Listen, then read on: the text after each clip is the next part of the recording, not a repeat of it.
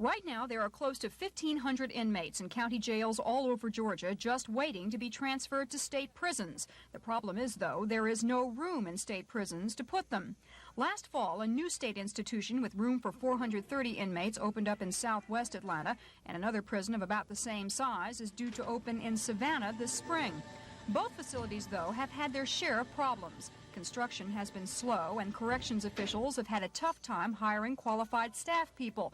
So state prisoners continue to sit in county jails, jails that are ill-equipped to house them.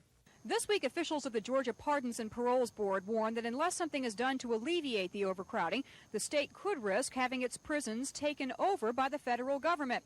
They say several federal judges have already threatened to put prisons into receivership. But a spokesman for Governor Busbee told me right now there's not much to be done about the problem except to build more prisons. In the last 5 years, the state corrections budget has increased by 140%. And this year, Busbee is asking the legislature for an additional $31.3 million to help improve Georgia prisons. About $22 million of that would be used to expand and improve Reedsville State Prison, and another $8 million would be used to double the size of the state women's prison at Hardwick.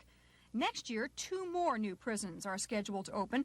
One in Chester would house 400 inmates, and one in Augusta that would house 435.